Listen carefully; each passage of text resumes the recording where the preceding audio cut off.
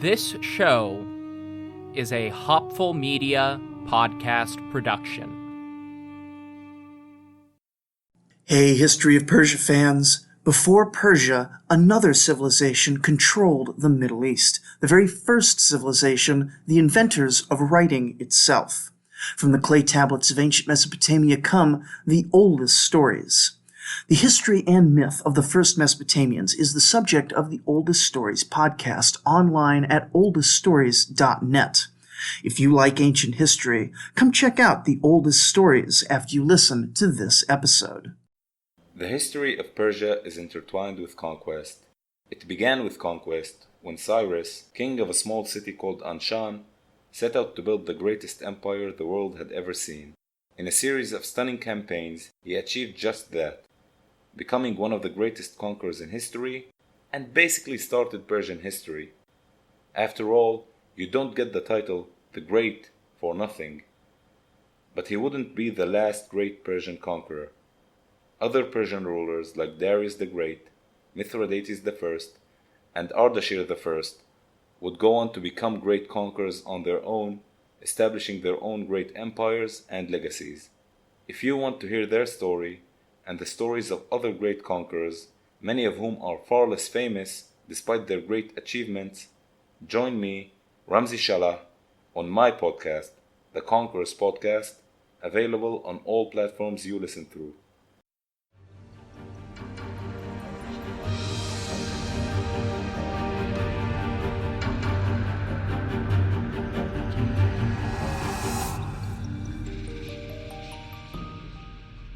Hello everyone, welcome to the History of Persia 2025 Holiday Special. Happy Sadeh! That's right, it's time for the annual holiday special. This one is a little bit off because of some calendar issues we will talk about in a moment.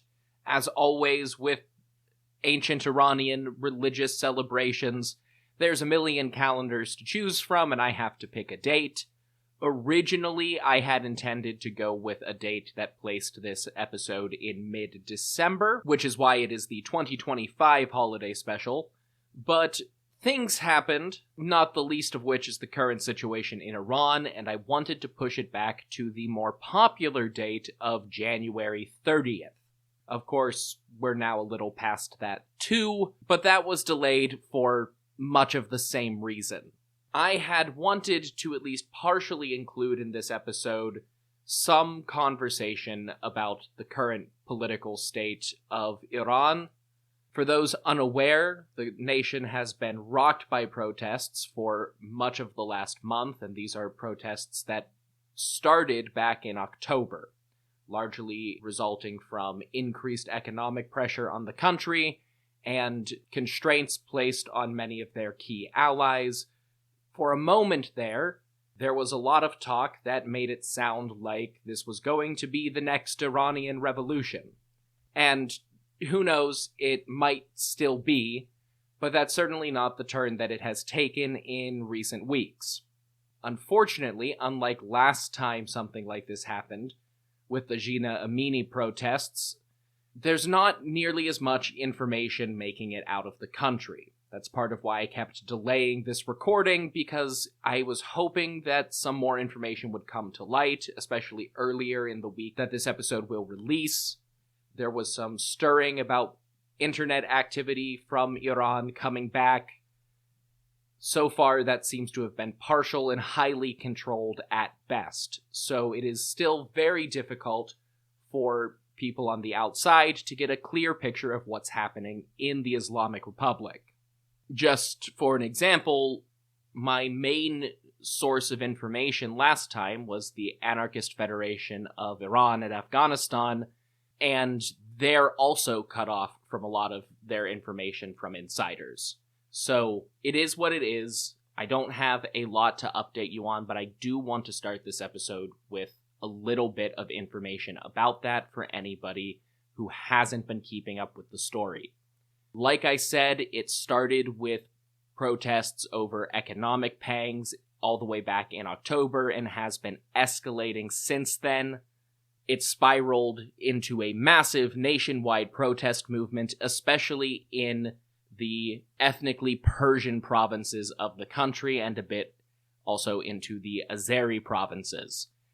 There has not been as much activity in Iranian Kurdistan as there has been in the past, partially just because that community is still exhausted and reeling from the last wave of major protests, and partially because everyone immediately recognized that some of the ethnic political parties with armed wings needed to keep this event at arm's length until more information was readily available.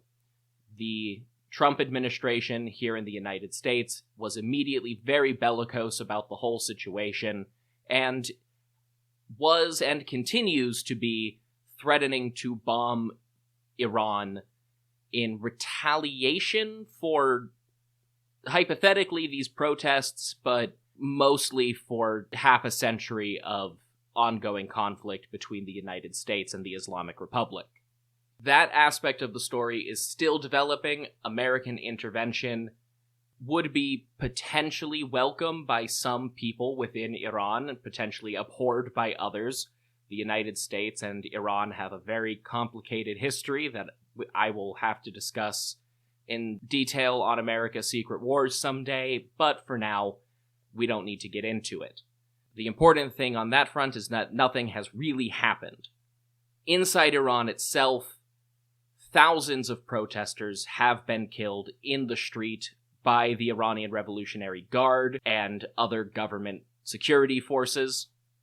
But beyond that, and the general impetus for the protests as a response to Iran's failing economy, I genuinely don't have much else to say beyond I would sure love if the people of Iran overthrew the Ayatollah and the Islamic Republic regime, but it does not seem like this is going to be the straw that breaks the camel's back.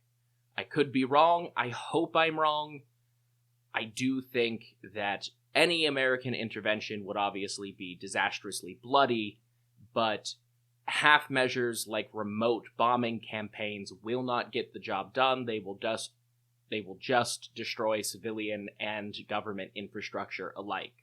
One thing that I do want to note, as somebody who spends a lot of time talking about Persian kings, is the appearance of Crown Prince, technically, hypothetically, King Reza Pahlavi II, the royal in exile son of Mohammad Reza, the last Shah of Iran.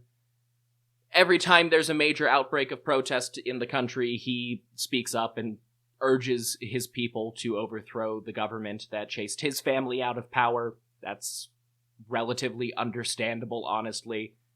But there's been a lot of talk in mainstream news sources about how his calls for action motivated the protests. And to some degree, there are royalists in Iran today. There are people who would like to see the Pahlavis return or a return to monarchy in general, partly because of how the Pahlavis propagandized themselves. There is a sense that Iran's greatest history happened under monarchy, and it's easy to attach that to some rose-tinted glasses. What did not happen, and what is not the primary motivating factor, is the prince calling for revolution and the people rising up. Revolt and protests were already well underway when he gave a statement. He just happened to give it around the time that things were escalating to a much more violent state. I saw a ton of news articles about Reza Pahlavi speaking out and people responding by escalating the protests.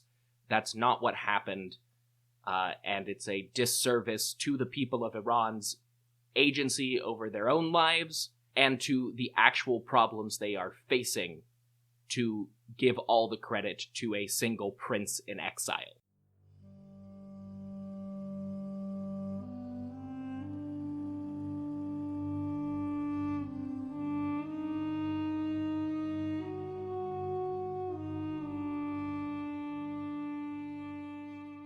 This episode is sponsored by BetterHelp. Sometimes it can feel like everyone else has everything together in their personal lives, their love lives, whether they're married or dating or single. The truth is, most of us are still figuring that out and finding our way. No matter where you are in that journey, therapy can help you find your way, helping you determine what you want, what feels too heavy, and how you can take some of that pressure off of yourself. February in particular is full of flowers, candy, stuffed animals, and lots of talk about relationships and dating. Whether you're married or in some other stage of your life, you are right on time because therapy can help you find your way and see things more clearly. Leading an imperfect love life is common and normal, but with a little work, you can use therapy to help progress. Everyone is still figuring it out. It's a good thing to take time and take pressure off of yourself and your partner. Therapy can help you identify what's weighing your relationship down and find ways to brighten that relationship again, whether it's for yourself, a couple, or relationships with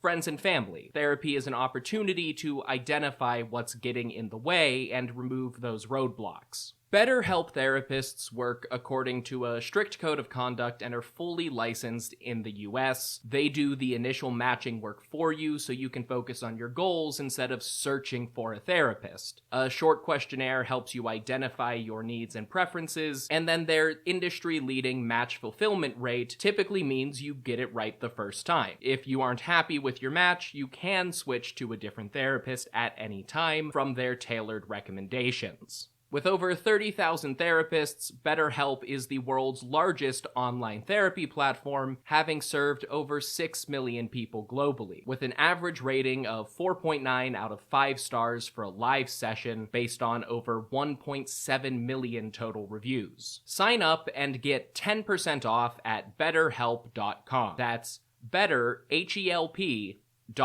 For a lot of us, winter is a slow season, and it's a good time to work on something for yourself. There's something very satisfying about learning new things and watching your progress build over time, and this window of the year gives you a little bit of extra room to work with. With Rosetta Stone, you can start small, fit lessons into your day, and see real improvement in learning a new language faster than you might expect. Rosetta Stone has been the trusted leader in language learning for over 30 years. Their immersive, intuitive method helps you truly pick up a new language naturally. The lessons are simple and easy to fit into your day, whether you've got 5 minutes or an hour. And their True Accent feature allows you to really work on your pronunciation, which is great when learning a new language that uses sounds that you're not familiar with. If you are traveling soon or expecting to see your international family, you can make 2026 your Learn Something New year by picking up a new language. Rosetta Stone offers 25 languages to choose from, including Spanish, French, Persian, Arabic, and many more. There are no English translations, so you learn to speak, listen, and think in the chosen language instead of trying to fit everything into going back to English. The lifetime membership gives you access to all 25 languages forever. You can learn one now or choose another one later at no extra cost. Don't wait. Unlock your language learning potential now. History of Persia listeners can grab Rosetta Stone's lifetime membership for 50% off. That's unlimited access to 25 language courses for life. Visit rosettastone.com/today to get started and claim your 50% off today. Go to rosettastone.com/today and start learning today.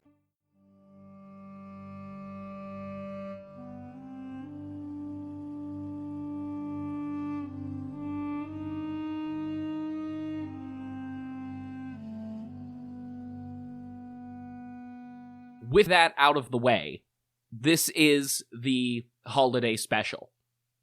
As always, I have a holiday special every year-ish, but not at the same time, because it's not always for the same holiday. The history of Iran is intertwined with so many holidays that it would be ridiculous to just choose one. So far, we have covered Yalda, Nowruz, Purim, Maragon, and the modern Cyrus the Great Day. Eventually, I'll probably want to go back to a few of those, especially the first two, but this year is not that year. This year we are celebrating the festival, or Jashne, of Sadeh. one of Zoroastrianism's several midwinter holidays. What else are you going to do when it's freezing cold outside? This one is specifically tied into the significance and mythology behind fire in Persian and Zoroastrian tradition, and as a result, it is also called the Ador Jashne, literally the Feast of Fire. Like basically all of the Zoroastrian holidays, I also have to acknowledge the differences between various calendar systems. In this case, it's even more confusing than usual. We've talked many times about how different Zoroastrian communities across time and around the world have used different calendars, and how that leads to holidays falling on different dates in other calendar systems. As usual, when in doubt, I intended to use the Fosli calendar because it overlaps most directly with the Gregorian calendar, which is the normal one that most of us are familiar with. In this case, there's also just 3 separate traditions for when to celebrate Sadeh. Iran's 2 largest Zoroastrian communities, in Yazd and Kerman, use different dates. The Yazdis place Sadeh on the 100th day before Nowruz at the spring equinox, which is December 11th, the day I had originally intended to publish this episode. Kermanis celebrate on the 100th day after the Ayathrima Gahambar, an autumn festival in mid-October, if we're going with the Fosli and Gregorian dates. That places Sadeh on January 24th. Sadeh is also one of the ancient Zoroastrian holidays that has stuck around in wider Iranian and Tajik culture, but that popular version of Sadeh is calculated as 50 days and 50 nights before Nowruz, which would place it on January 30th.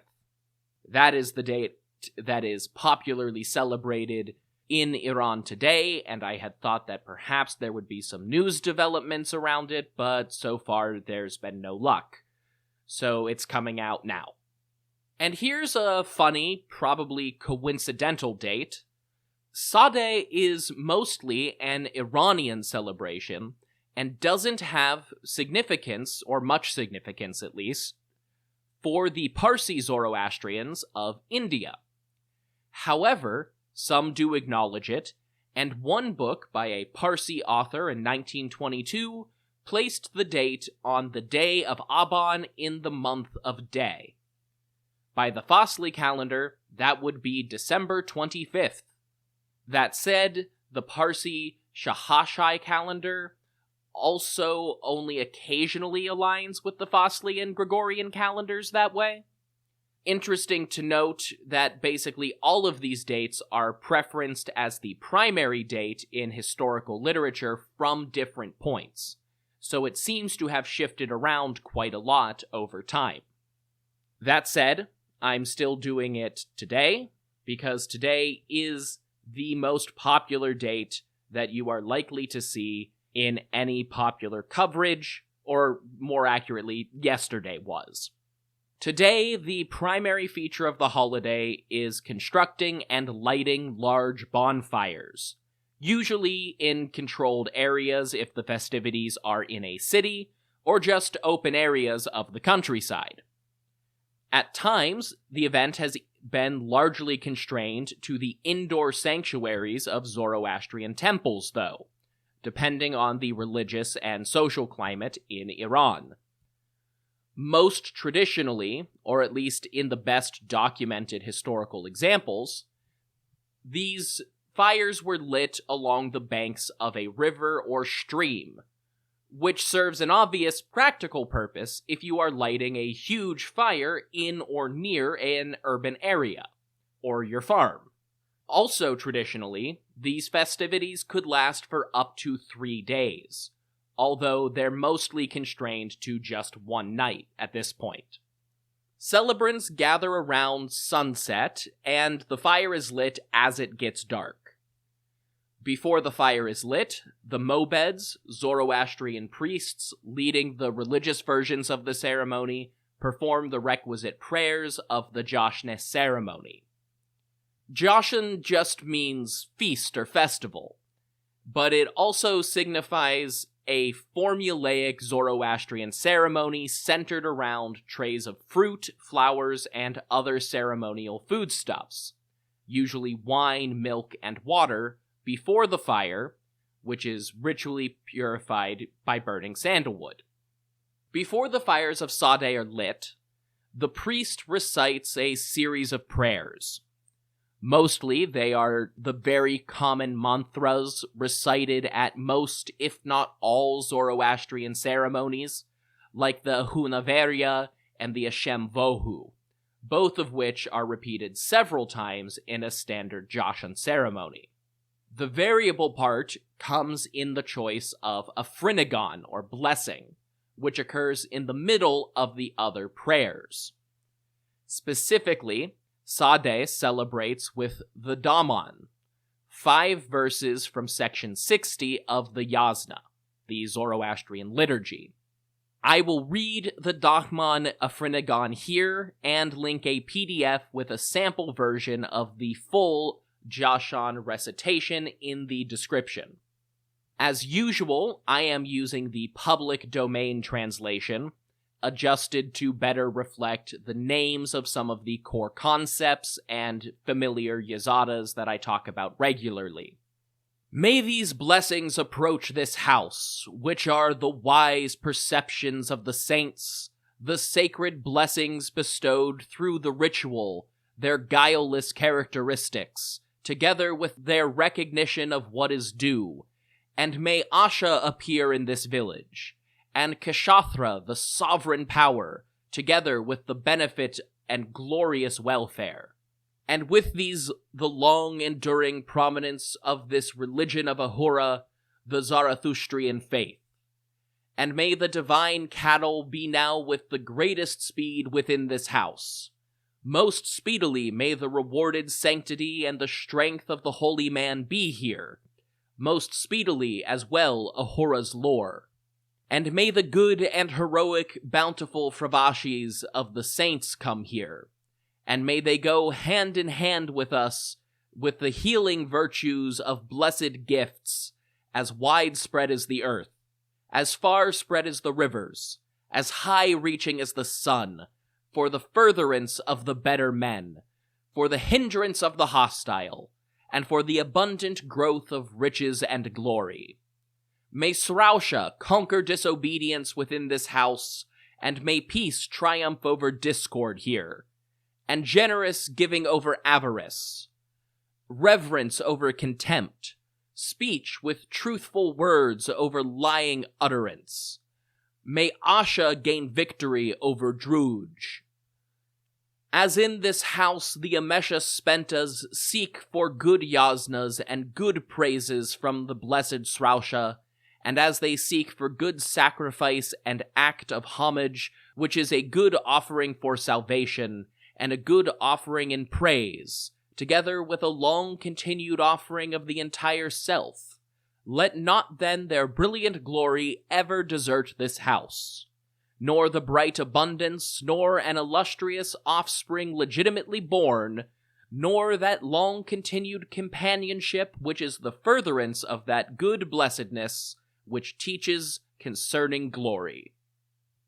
Unfortunately, the version I'm allowed to read out on the podcast is a little cumbersome and very biblically influenced, so to speak. The Afrinagons are in the common books of prayer called the Corda Avesta. There's tons of translations of those out there if you want to find a better one. And again, I'll put a link in the description. I think this choice of Afrinagon pretty fairly reflects on Sadeh's place in the calendar. The call for blessings isn't the most unique invocation you'll ever hear, but it thematically fits nicely Sadeh's role as a winter festival, calling for blessings and peace in the time of the year most associated with discord and strife. Once the fire is lit, festivities begin. Additional prayers are said, traditional music and dances are performed around the fires, and there is usually some kind of big feasting meal. Like most of the Iranian holidays we've covered, the traditional spread usually includes nuts, dried fruit, and other sweets that preserve well in the winter months, meaning basically dough with honey. Main dishes frequently include koresh, which are Persian stews, and delicious if you've never had one. One prayer before the Afrinagon is the Atash Niyayesh, or the Litany to Fire. Atar, or Adar, is both the word for fire and the name of the Yazada who embodies fire in Zoroastrianism. And as you might expect for a holiday centered on giant bonfires, this section of prayer is extra important on Sadeh. That said, it is actually a core part of all Jashna ceremonies. No surprise in a religion where fire is usually the focal point, but it's obviously extra thematic in this particular case. It is a lengthy prayer with a fair amount of repetition, so rather than reading it here, I'll include a link to the text of the Atash Niyayesh in the episode description as well. All in all, there's plenty of festivity and ceremony involved, but Sadeh is not the most complex of holidays. Prayers, a big fire, dancing and feasting, more or less in that order. But of course, given the prominence of fire in the celebration, and its importance in Zoroastrianism, it should not come as a surprise that Sadeh is rich with symbolism. Historically, Sadeh seems to be a relatively late development in Zoroastrian history, at least as a major holiday. It's not a ceremony prescribed by the Avesta or even referenced there, and references to it existing in antiquity at all only come retroactively. A few early medieval sources reference the celebration as an important event to the Sassanid dynasty, the last family of pre-Islamic Persian kings. Several early Arabic histories and the Persian epic of the Shahnameh reference Sadeh, and you can clearly see the antecedents of the modern festivities in a version of Iran where Zoroastrianism was still closely tied to the state. The Sassanids formally established new temples on Sadeh. They made offerings, held feasts, not unlike the temporary bonfire celebrations that are still common today, just attached to a newly established temple instead of a temporary bonfire. One early Muslim critic, Badi al-Zaman, listed it as one of the three most notorious Zoroastrian festivals to be condemned alongside Mehragan and Nowruz, partly because those three festivals were the ones most successfully transitioning into Iranian cultural celebrations and rejections of Arabization. There were attempts by the early Arab caliphs to abolish and persecute continued celebration of these festivals, which even led to the legal abolition of Sadeh being listed in early medieval Zoroastrian prophecies as a sign of Iran's fall to the caliphate. Despite this, Sadeh, Mehragan, Nowruz, and a few other popular Zoroastrian holy days hung on as popular festivals for Muslim and Zoroastrian Iranians alike, and by the 10th century CE, the local Iranian and Turkic dynasties that had gained autonomy from the caliph openly celebrated a version of Sadeh in their courts once again. Interesting to note that these early medieval Sadeh celebrations tended to favor an earlier date, with at least one saying that Laylat al-Milad, the night of the Nativity, was an alternate name for the celebration, associating it with the Christian idea of Christmas. At other times, this was associated with Shabe Yalda, which I covered in the very first holiday special, all the way back in 2019. Based on some of the earliest references by Muslim authors, it seems that the exact details of the modern Sadeh celebration might have emerged from a combination of Zoroastrian festivals effectively merging a second Yalda feast with Ataragan, the holy day of the fire Yazada Atar, which was just a couple of weeks before medieval Sadeh.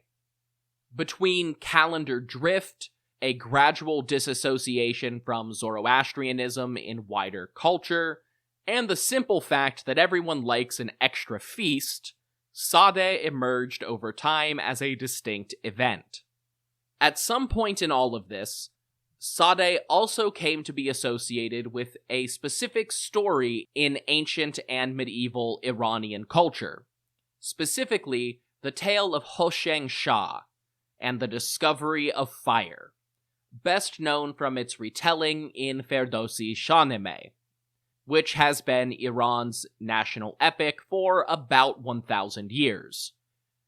That said, much of the Shahnameh is Ferdowsi's 11th century CE adaptation of mythic and historical stories that already existed in some form, presumably with some additions and revisions particular to his version.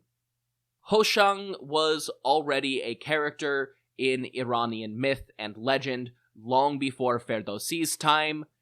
His name, or rather an early version of his name, appears in the Avesta as Hoshangya Paradatta, which evolved over the millennia and transference through several languages to become Hoshang Pishdad. The exact meaning of that epithet, Paradatta or Pishdad, isn't known and has been interpreted in several ways over time, but they all revolve around the same basic idea. It's a title that identifies Hoshang as a progenitor or founder of Iranian culture. The Avestan sources for Hoshang are mostly oblique references to him as a founding figure and important hero or ruler. Like many of the earliest mythic kings referenced in the Shahnameh, it's not entirely clear if every tradition actually interpreted Hoshang as king, or just an important person who battled the devas and evildoers.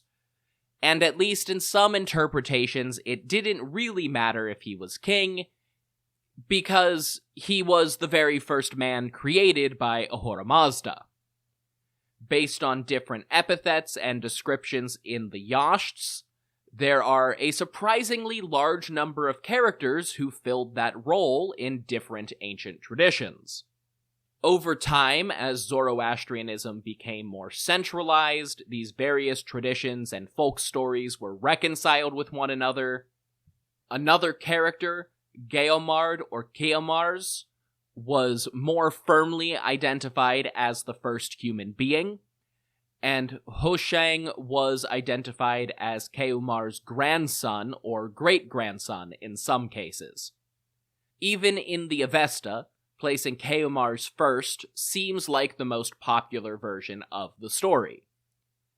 In the tradition that eventually found its way into the Shahnameh, Keumar's son was killed by the Devas, and Hoshang became the next leader after avenging his father's murder and defeating the forces of evil. Hoshang's epithet, Pishdad, retained its importance as being the first of something by identifying him as the first human to be given the far, also known as the kevarena in Avestan. This was the sort of Iranian equivalent to European ideas of divine right, a blessing from the creator god granting Hoshang or whatever king happened to be legitimate at the time sovereignty over his people, and hypothetically the whole world. This was the same concept evoked by the Achaemenids when they declared themselves king of the four corners of the earth. Like most ancient books of world historical importance, the Shahnameh has been translated hundreds, if not thousands of times into dozens, if not hundreds of languages. A quick search will get you any number of English editions you could possibly ask for, and yet, the Shahnameh is also a massive work, containing over 100,000 lines of epic poetry, and the vast, vast majority of translations are abridged. In fact, to the best of my knowledge, there is exactly one English translation of the entire text, the work of Arthur and Edmund Warner, a 9-volume monster that started publishing in 1905. As it is both the only complete option and in the public domain, I am going to preference the Warner translation when I need to read from the Shahnameh, something that will get more and more common as the podcast goes on.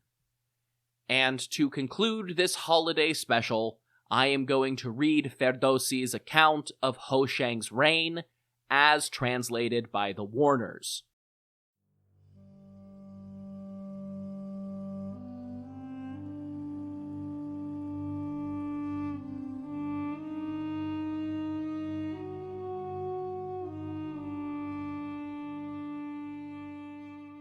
Hoshang, a just and prudent sovereign, assumed his grandsire's crown for 40 years. Heaven turned above him. He was just and wise. I lord o'er the 7 climes. Victorious everywhere, my word is law. I practice bounteousness and equity. So hath God willed. He civilized the world and filled the surface of the earth with justice. He was the first to deal with minerals and win the iron from the rock by craft. He gained more knowledge and inventing smithing, made axes, saws, and mattocks. Next he turned to irrigation by canals and ducts. Grace made the labor short. As knowledge grew, men sowed and reaped and planted. Each produced the loaf whereof he ate and kept his station. Till then men lived on fruit in poor estate, and clad themselves in leaves. Religious rites existed. Keomars had worshipped God. Hushang first showed the fire within the stone, and thence through all the world's radiance it shone. One day he reached a mountain with his men, and saw afar a long, swift, dusky form, with eyes like pools of blood and jaws whose smoke bedimmed the world. Hushang the wary seized a stone, advanced and hurled it royally. The world-consuming worm escaped. The stone struck on a larger, and they were both shivered. Sparks issued and the centers flashed. The fire came from its stony hiding place again, when iron knocked. The world lord offered praise for such a radiant gift. He made of fire a cynosure. This luster is divine, he said, and thou, if wise, must worship it. That night he made a mighty blaze. He stood around it with his men and held the feast called Sadeh. That bright festival remaineth as his memorial, and may earth see more royal benefactors like to him. By grace and kingly power domesticating ox, ass, and sheep, he turned them to good use. Pair them, he said, use them for toil, enjoy their produce, and provide therewith your taxes. He slew the furry rovers for their skins, such as the squirrel, ermine, fox, and sable, so sleek of hair. The rovers clothed the talkers. He gave, spent freely, and enjoyed the fruit. Then passing took not with him but repute. In life no little share of toil had he, in musings past all count, and grammar ye. And when a better life was his elsewhere, he left the throne of greatness to his heir. The time that fortune gave him did not last. For long Hoshang the wise and prudent passed. To thee, to this world, will not give its love, nor will it from its face the veil remove. And there you have the foundational myth of Sadeh. King Hoshang discovered fire while fending off a great serpent, and Ahura Mazda was so pleased by this that he directed Hoshang and his people to worship Adar, the Yazada patron of the new element forevermore, or at least until the advent of Islam, founding a tradition and a celebration to stave off the winter cold that is celebrated to this day. Or at least, that's the story. Next time we will return to regular episodes, but before then, I want to remind everyone that Intelligent Speech Online is coming up. It's just a few weeks away on February 28th, 2026.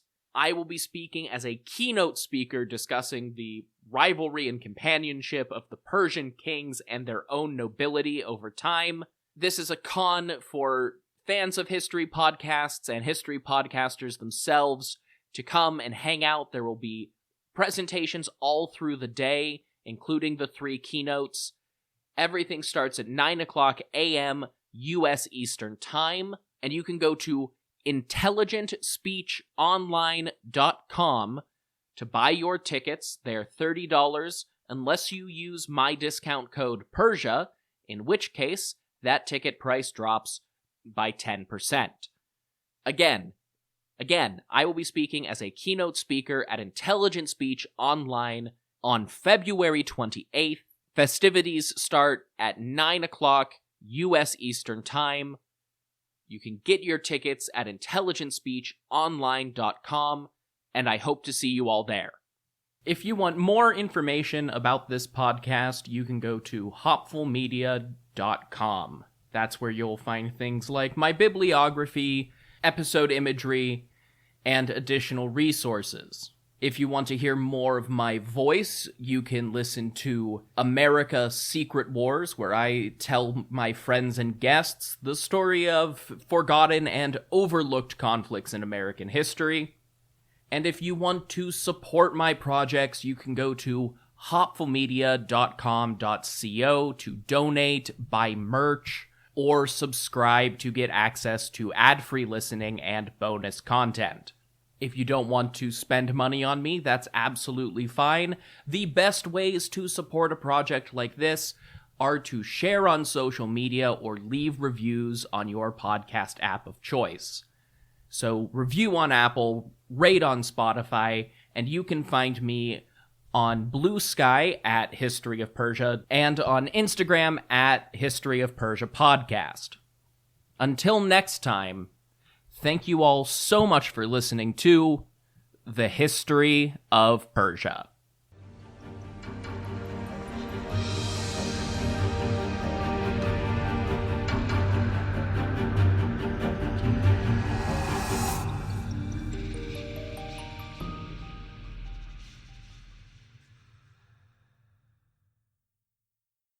Hey, History of Persia fans. Before Persia, another civilization controlled the Middle East, the very first civilization, the inventors of writing itself.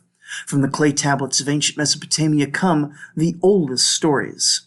The history and myth of the first Mesopotamians is the subject of the Oldest Stories podcast online at oldeststories.net. If you like ancient history, come check out the oldest stories after you listen to this episode. The history of Persia is intertwined with conquest. It began with conquest when Cyrus, king of a small city called Anshan, set out to build the greatest empire the world had ever seen. In a series of stunning campaigns, he achieved just that, becoming one of the greatest conquerors in history, and basically started Persian history. After all, you don't get the title the Great for nothing. But he wouldn't be the last great Persian conqueror. Other Persian rulers like Darius the Great, Mithridates I, and Ardashir I would go on to become great conquerors on their own, establishing their own great empires and legacies. If you want to hear their story, and the stories of other great conquerors, many of whom are far less famous despite their great achievements, join me, Ramzi Shalah, on my podcast, the Conquerors Podcast, available on all platforms you listen through.